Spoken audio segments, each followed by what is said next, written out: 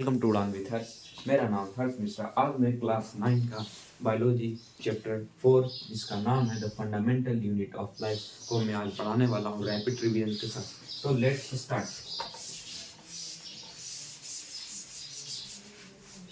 The most of basic requirement of the object is possess life of is the fundamental units of life is known as cell। सबसे fundamental unit of life जो है basic unit है वो क्या है? Cell है। क्या है वो? सेल है। सेल एक तरीके का cell is defined as structure and the functional unit of life living organism. हर प्रत्येक सबसे पहले तो हम जानते हैं कि fundamental unit of life chapter का क्या नाम था? Fundamental unit of life. जीवन की मौलिक इकाई। जीवन की मौलिक इकाई। जीवन की मौलिक इकाई क्या है? सेल है भाई।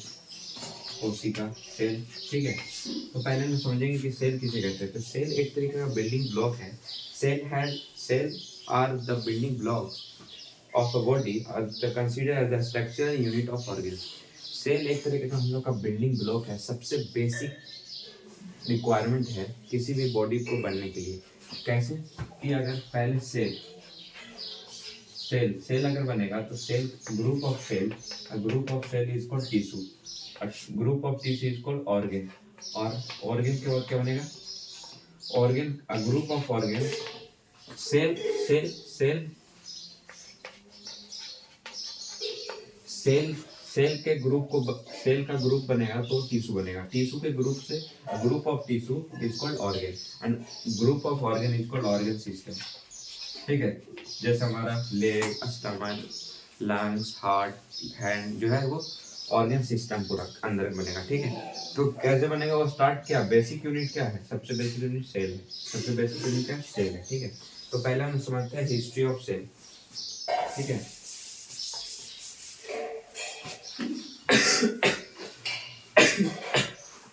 क्या है कि डिस्कवरी ऑफ सेल किसने किया? रॉबर्ट हुक एक साइंटिस्ट थे जिन्होंने एक डेड सेल को क्या किया? डिस्कवरी किया। ठीक है, उसके बाद उनके बाद एक ल्यून हुक जो थे वो लिविंग सेल को क्या करते हैं? डिस्कवरी करते हैं।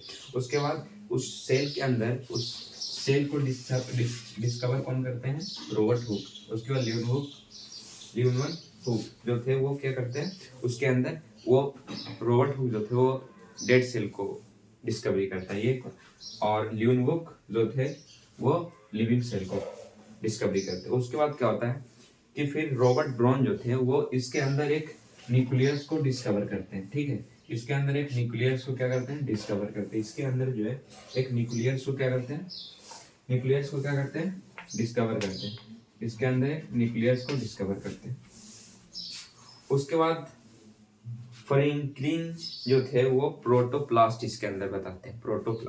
प्लाज्मा। ठीक है, प्रोटोप्लाज्मा बताते हैं। क्या बताते हैं? वो प्रोटोप्लाज्मा बताते हैं। ये सारे चीज हैं क्या? ये टर्म्स क्या है वो मैं आपको क्लियर करूंगा। ठीक है, उसके बाद क्या है? प्लांट सेल थ्योरी और एनिमल सेल थ्योरी देते हैं। सेलिंग्री एंड सेहवान और स्लिडिन मिलकर बताते हैं कि हर एनिमल और प्लांट सेल के हर एनिमल और प्लांट जो है वो सेल से बना हुआ है। ठीक है, उसके बाद फिर एक साइंटिस्ट आते हैं। A cell theory was further expanded. और आगे जाने के बाद एक साइंटिस्ट थे जिनका नाम था फ्रोम। वो क्या बताते हैं कि हर सेल जो है वो अपने प्री एग्जिट सेल से बना हुआ रहता है। मतलब उसका जो प्री एग्जिट सेल है उसका जो प्री एग्जिट सेल है एग्जिटिंग सेल से ही क्या होता है? वो बना हुआ रहता है। हर सेल अपने प्री एग्जिट सेल से ही बना रहता है। इसलिए तो इंसान के अंदर पूर्वजों का कुछ डीएनए के चलते कुछ हैबिट्स रहते हैं, कुछ जैसे हाइट बढ़ना ये सब वगैरह। ठीक है, तो उसके बाद आगे हिस्ट्री ऑफ सेल हमने समझ लिया। उसके बाद क्या है? कुछ इंपॉर्टेंट पॉइंट्स है कि जैसे बहुत सारे इंसान थे। सेल एक बहुत इसका जो साइज है वो बहुत ज़्यादा छोटा है। ये बहुत ज़्यादा छोटा है। ये तो नेकेड आई से क्या, ये ऑप्टिकल माइक्रोस्कोप से भी नहीं दिखता। इसके लिए एक तरीके का स्पेशल माइक्रोस्कोप बनाया गया जिसका नाम था इलेक्ट्रॉन माइक्रोस्कोप। उस माइक्रोस्कोप में 5 लाख टाइम तक जूम हो सकता था। 5 लाख टाइम तक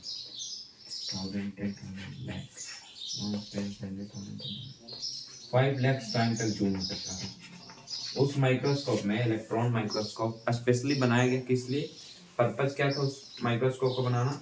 उस माइक्रोस्कोप को बनाना पर्पस था कि सेल को हम देख सके कि सेल का किस तरीके का सेल होता है। तो इसलिए इस माइक्रोस्कोप को बनाया गया, ये 5 लाख टाइम्स तक जूम हो सकता है। ठीक है, ठीक है। और बहुत सारे ऐसे सिंपल माइक्रोस्कोप, अगर कंपाउंड माइक्रोस्कोप, इससे पॉसिबल नहीं है कि वो सेल को देख सके कि सेल का किस साइज, किस तरीके का शेप है, क्या है। और जो सिंपल जो माइक्रोस्कोप होता है वो पावर ऑफ कंपाउंड माइक्रोस्कोप जो है वो अराउंड 20,000 टाइम्स तक जूम होता है, उससे ज़्यादा वो जूम नहीं कर सकता। बट जो इलेक्ट्रॉन माइक्रोस्कोप है वो 5 लाख टाइम्स तक जूम कर सकता है।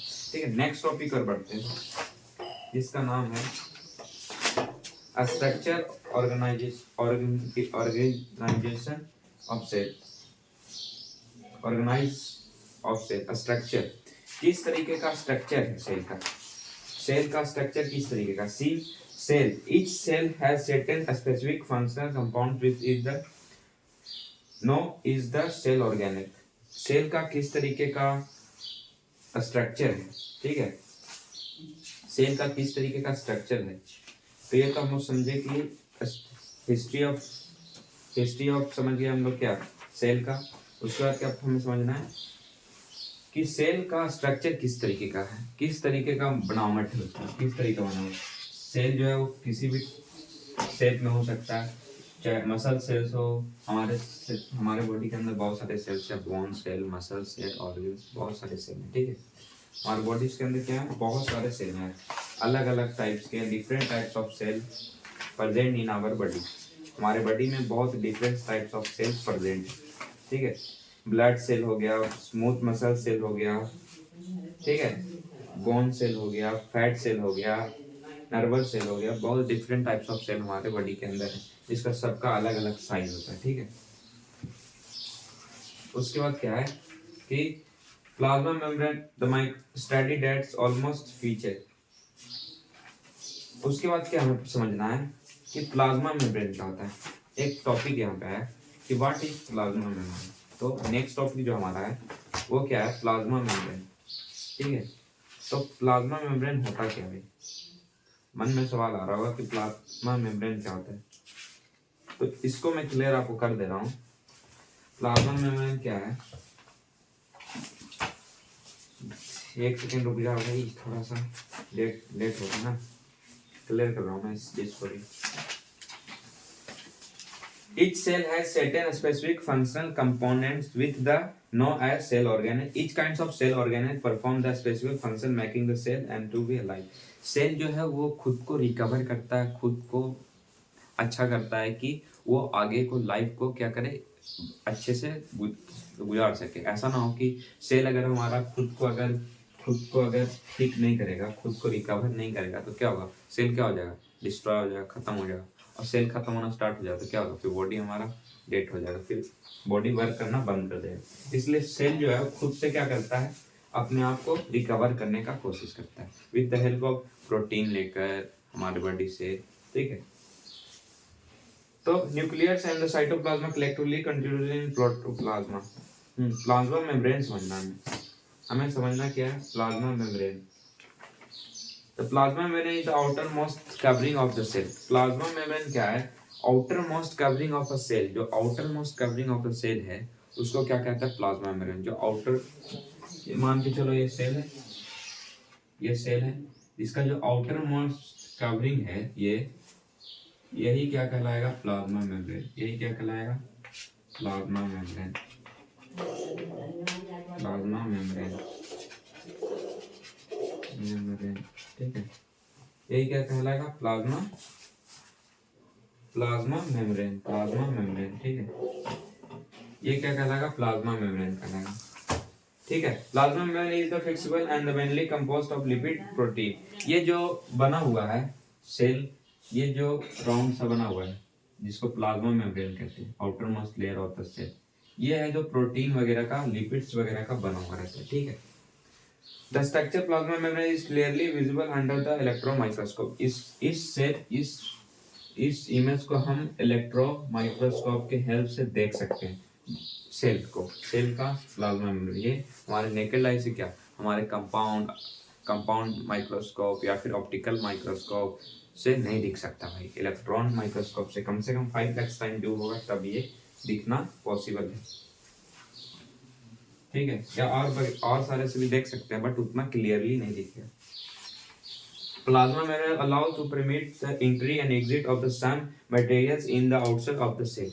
एक चीज और है कि प्लाज्मा मेम्ब्रेन जब तक नहीं चाहेगा तब तक इसके अंदर कोई भी मटेरियल जा नहीं सकता और बाहर निकल नहीं सकता, ठीक है।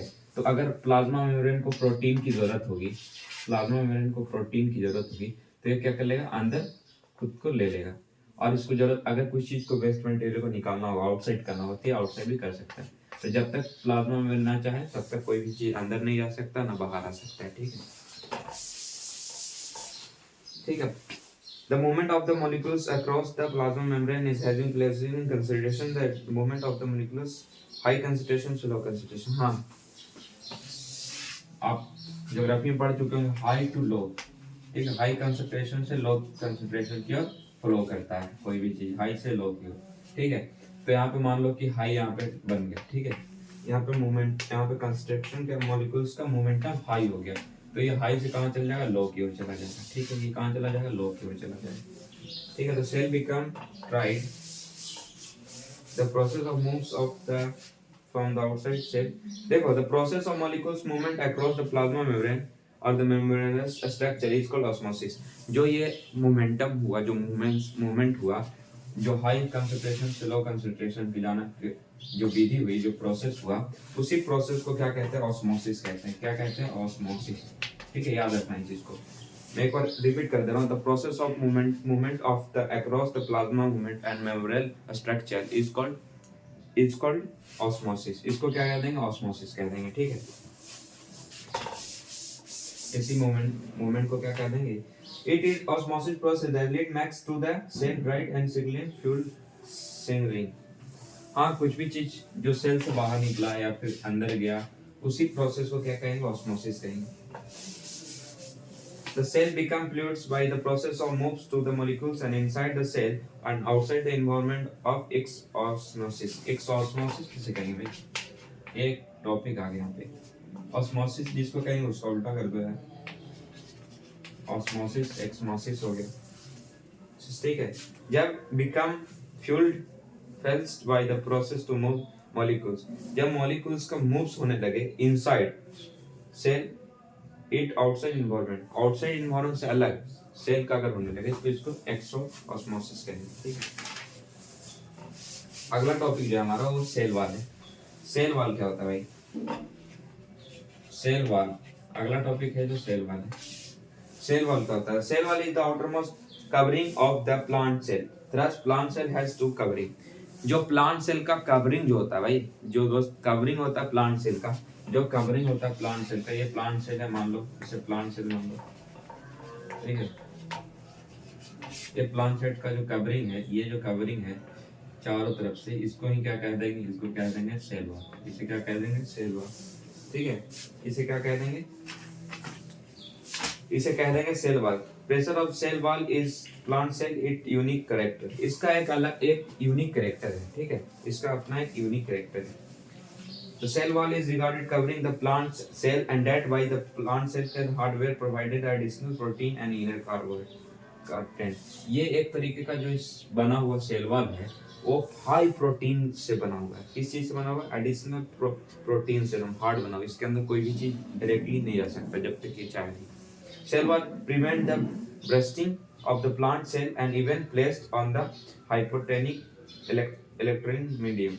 एक तरीका का मीडियम है सेल वॉल का कि जब किसी चीज की जरूरत होगी तब यहाँ से कोई भी चीज अंदर जा सकता है। बाय द वे अगर ना चाहे तो ये अंदर जा नहीं सकता, ठीक है। Plant cell can be with sustain much greater change to surrounding medium than animal cell। Animal cell से plant cell एकदम अलग है, क्या है, एकदम अलग है, ठीक है। अलग है एक तरीके का, ठीक है। सेल वॉल आपको समझ आ गया। Outermost layer of the membrane cell wall कहलाएगा। क्या कहलाएगा, क्या कहलाएगा भाई, सेल वॉल कहलाएगा, ठीक है। क्या कहलाएगा, सेल वॉल कहलाएगा, ठीक है। रूम में सेल वॉल कहलाएगा, क्या कहलाएगा, सेल वॉल, ठीक है। सेल वॉल के बाद हमारा आता है, सेल वॉल का कुछ फंक्शन है जो मैं आपको बता दे रहा हूँ, ठीक है। The cellulose present in the cell provide a structure strength of to plant. Cell wall जो है एक तरीका स्ट्रेच प्लांट को देता है, ठीक है। स्ट्रक्चर स्ट्रेंथ देता है एक शेप में, ठीक है। किसको? तो सेल वॉल को। Cell wall make a plant cell tribe. Plant cell को सेल वॉल जो एकदम मजबूती तरीके से वो सेल वॉल जो कवरिंग रहता है उसका, ठीक है। कोई भी चीज अंदर नहीं आ सकता, कोई भी चीज बाहर नहीं आ सकता, ठीक है। ये freely one permeable water many other substances allow to exchange their material between the cell and external medium। ये बदल सकता है, ये जिस चीज की जरूरत होगी वो आ भी सकता है, बाहर जा भी सकता है, ठीक है। हाइपोथर्मिक मीडियम, ठीक है। उसके बाद क्या है हमारा अगला टॉपिक, न्यूक्लियस। न्यूक्लियस क्या होता है? Largest and the most important cell organelle. ये सबसे इंपॉर्टेंट और मोस्ट इंपॉर्टेंट जो है सेल ऑर्गेनेल है न्यूक्लियस। ये अगर नहीं रहेगा, ये एक तरह का ब्रेन मान लो। जैसे हमारे लिए, हमारे बॉडी के लिए सबसे इंपॉर्टेंट एसेंशियल, सबसे इंपॉर्टेंट क्या है हमारे लिए? क्या सबसे इंपॉर्टेंट हमारे लिए? सबसे इंपॉर्टेंट क्या है? बताओ क्या है? आपके ख्याल से क्या लगता है, क्या है हमारे लिए सबसे इंपॉर्टेंट क्या है? हमारे लिए सबसे इम्पोर्टेंट जो है वो क्या है? वो है ब्रेन। ब्रेन है सबसे इम्पोर्टेंट हमारे लिए। ब्रेन है पूरा बॉडी को क्या कर रहा है? वर्क करा रहा है, काम करा रहा है, हाथ को ऊपर करना, नीचे करना, ठीक है। उसी तरीके से एक सेल में जो न्यूक्लियस का होना सबसे बहुत जरूरी है। एक तरीके का ये ब्रेन है, ठीक है, न्यूक्लियस, ठीक है। वो बीच में रहता है, ठीक है ना। वो प्लांट सेल के बीच में रहता है न्यूक्लियस, ठीक है। न्यूक्लियस बीच में रहता है, ठीक है। उससे पहले कुछ टर्म्स हैं जो आपको क्लियर होने चाहिए, ठीक है। कुछ टर्म्स हैं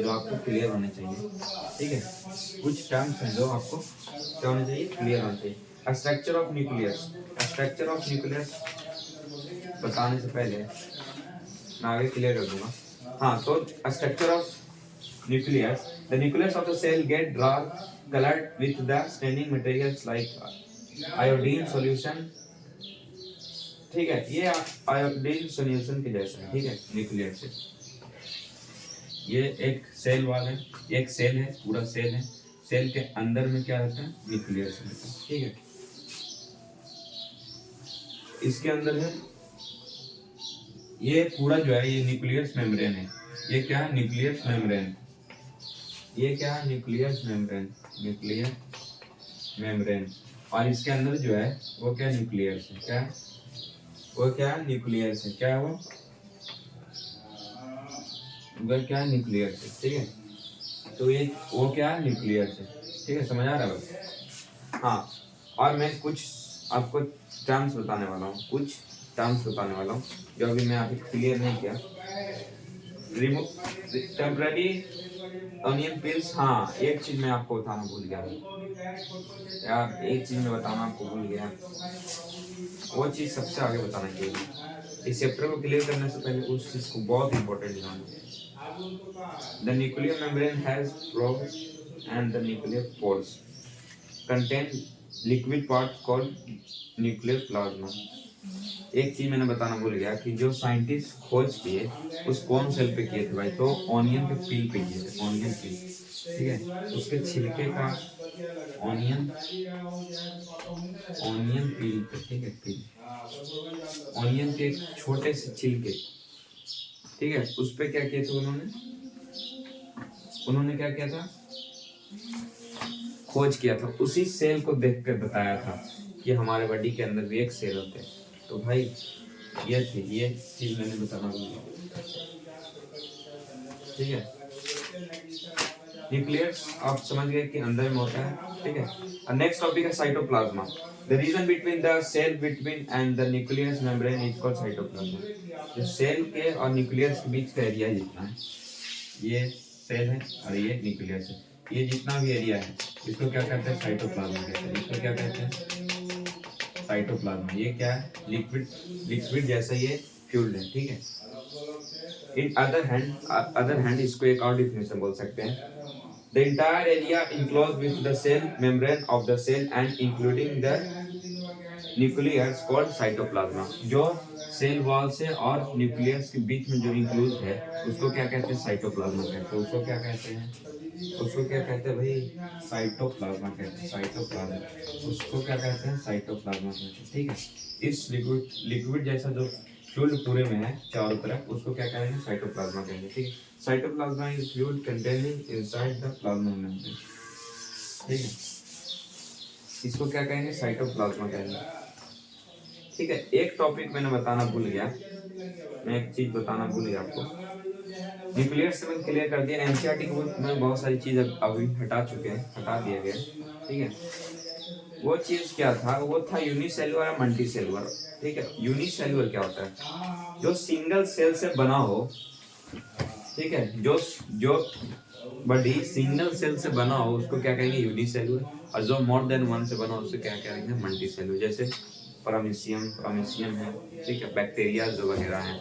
और ये मल्टीसेलुलर में क्या क्या आ जाएंगे, जो ह्यूमन बॉडी, एनिमल और प्लांट। एनिमल प्लांट जो है मल्टीसेलुलर है, एनिमल और प्लांट। ठीक है, एनिमल्स हैं और क्या है, एनिमल्स और प्लांट। ये किस चीज के बने हुए हैं, ये बने हुए हैं एनिमल में हम लोग भी आ जाते हैं।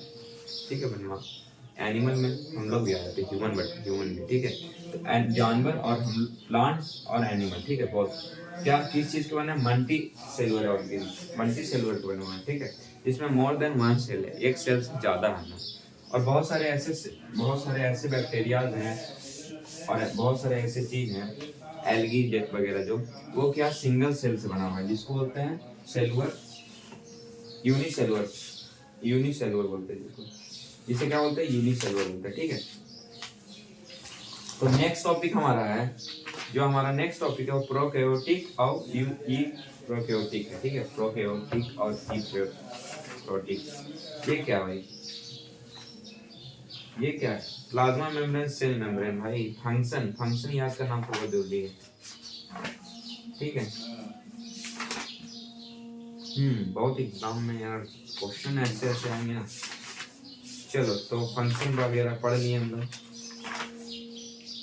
ठीक है, अब अगले साइटोप्लाज्मा को आपको मैं बता दिया। ठीक है, कंटेंट। ठीक है, तो फंक्शन ऑफ साइटोप्लाज्मा क्या है, it gives cell its shape. Cell का शेप जो है वो साइटोप्लाज्मा का फिक्स रखता है। ठीक है, ठीक है, लिपिड जैसा ही लिक्विड है तरीका। ठीक है, dissolve nutrition, it's help, it contains two help. जो साइटोप्लाज्मा है, जो सेल के अंदर जो है लिक्विड जैसा, वो और चीज में हेल्प करता है कि कोई भी प्रोटीन वगैरह जो है, कोई भी न्यूट्रिशन हो उसको डिसॉल्व करने में करता है। ठीक है, डिसॉल्व करने में हेल्प करता है। किस चीज में करता है, डिसॉल्व करने में। ठीक है, हेल्प टू डिसॉल्व न्यूट्रिशन। ठीक है, और सेलुलर एक्टिविटी को अकर करता है। ठीक है, सेलुलर एक्टिविटी जितना हो रहा है उसको ये अकर कर रहा है, मतलब कर रहा है। ठीक है,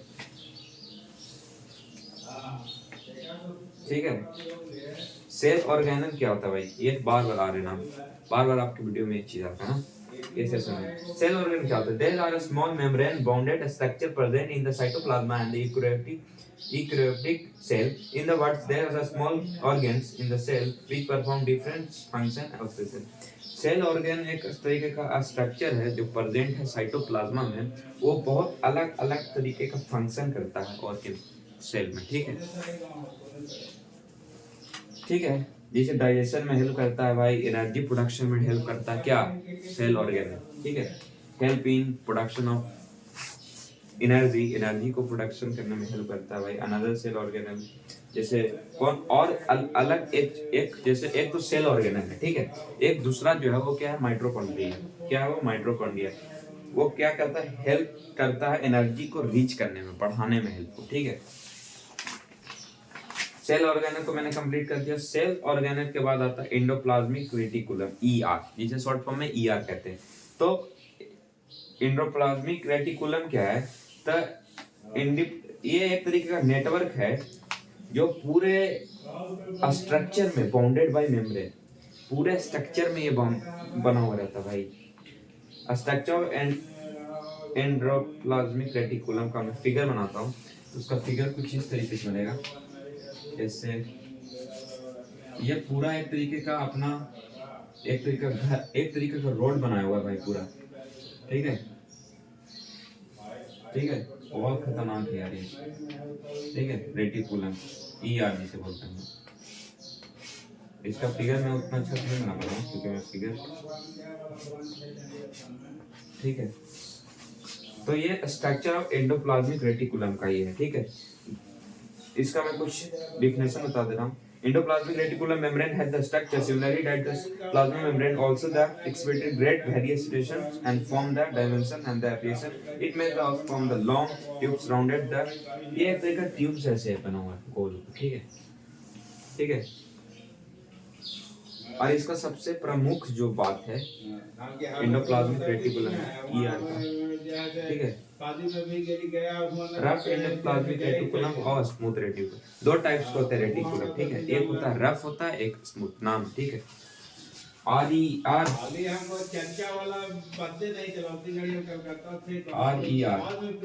रफ एंडोप्लाज्मिक रेटिकुलम, फिर एक होता है स्मूथ SCR, ठीक है। ये दो टाइप्स के रेटिकुलम होते हैं, ठीक है, ठीक है। ये एंडोप्लाज्मिक रेटिकुलम ER जो है वो दो टाइप्स के होते हैं, एक होते हैं रफ एंडोप्लाज्मिक रेटिकुलम, एक होता है स्मूथ एंडोप्लाज्मिक रेटिकुलम। ये दोनों क्या कैसे होते हैं, कैसे होते हैं? तो स्मूथ जो रहता है वो do not have any ribosome attach. ये जो ACR जो है स्मूथ एंडोप्लाज्मिक रेटिकुलम, वो राइबोसोम से अटैच नहीं रहता है, ठीक है, ठीक है, वो नहीं होता है, ठीक है, नहीं सॉरी देखो समझने में दिक्कत आ रहा है। ERE रफ एंडोप्लाज्मिक रेटिकुलम, ठीक है, और रफ है स्मूथ है, स्मूथ।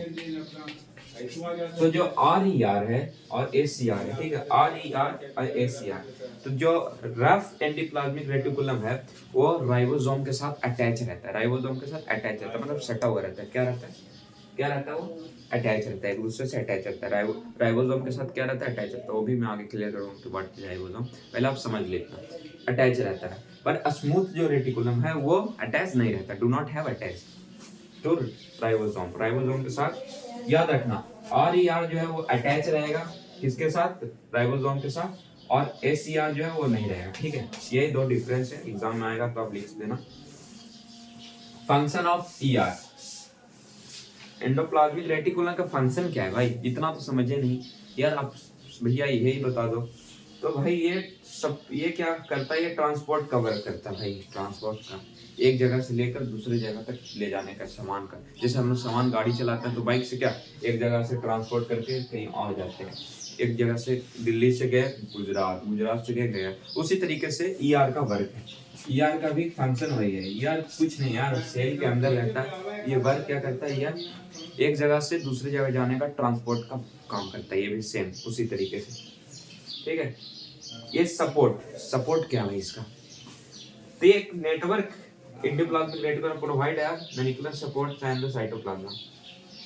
साइटोप्लाज्मा को एक तरीके का ये नेटवर्क बनाया हुआ है, मतलब माइटोकॉन्ड्रिया पूरा गोल एकदम अपना रोड बनाया हुआ है। जैसे हम लोग यहाँ से गए तो गया के लिए रोड ना, उसी तरीके से ना ER जो है खुद का अपना एकदम रोड बना हुआ है माइंड बैंक जैसा, ठीक है। उस और वो हेल्प किसको करता है, तो हेल्प करता है साइटोप्लाज्मा को। साइटोप्लाज्मा में अभी तुरंत बताया कि जो लिक्विड फाइट जैसा जो रहता है सेल और न्यूक्लियस के बीच में, enclosed in cell and nucleus, जिसको हम साइटोप्लाज्मा कहते हैं। ये एक तरीके का कैसा रहता है, एक लिक्विड जैसा रहता है, ठीक है, जो प्रोटीन वगैरह को खाकर डिसॉल्व कर देता है। हाँ, तो ये साइटोप्लाज्मा इसको हेल्प करता है, ठीक है, इसको क्या करता है, हेल्प करता है, ठीक है, ठीक है। और RER helps to protein and lipid synthesis. और RER जो है रफ एंडोप्लाज्मिक रेटिकुलम, वो हेल्प किसको करता है, तो वो हेल्प करता है प्रोटीन को डाइजेस्ट करने में, मतलब वो प्रोटीन को एक जगह से दूसरी जगह को पहुंचाने के लिए ट्रांसपोर्ट का वर्क है, तो एक जगह से दूसरी जगह ट्रांसपोर्ट करता है, ठीक है। उसके बाद नेक्स्ट टॉपिक है गोल्गी अपरेटस। भाई नया वर्ड आ गया यार, नया वर्ड आ गया भाई, समझ नहीं आ रहा होगा मेरे ख्याल से। कुछ नहीं, मैं क्लियर कर दे रहा हूँ, जस्ट क्लियर कर दे रहा हूँ यार। गोल्गी अपरेटस क्या होता है यार, नया वर्ड आ गया आपको। कोई बात नहीं, बस यूं ही आपको ये क्लियर हो जाएगा विथिन मिनट भाई। अपरेटस, चलो इसको भी देख लेते हैं क्या है यार। गोल्की अपरेटस, भाई नया वर्ड लग रहा है, नया वर्ड लग रहा है ना, कोई बात नहीं, सब क्लियर हो जाएंगे, जस्ट क्लियर हो जाएगा, ठीक है। हाँ तो गोल्की अपरेटस क्या करते हैं, तो गोल्की अपरेटस का फॉर्म डिफिनेशन क्या कहता है, इससे पहले एक बार पढ़ ले रहे हैं कि Golgi apparatus or Golgi complex is the specific parts of the is the system founded in the eukaryotic cell। ओ भाई साहब, मैं एक चीज तो बताना ही भूल गया। पूछो क्या क्या, पूछो भाई क्या। तो वो भाई एक चीज को मैं बताना भूल ही जा रहा हूँ, आपको लग रहा होगा कि भैया वो क्या है।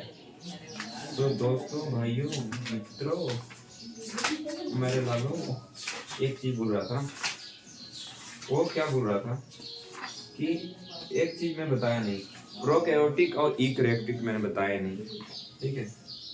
सेल दो तरीके के होते हैं, एक प्रोकैरियोटिक होता है, यूकैरियोटिक होता है, ठीक है। दो तरीके के होते हैं, कितने तरीके होते हैं, प्रोकैरियोटिक। पहले गोल्गी अपरेटस को आप समझ जाना, पहले प्रोकैरियोटिक को समझते हैं। प्रोकैरियोटिक सेल होता है, एक यूकैरियोटिक सेल होता है, ठीक है।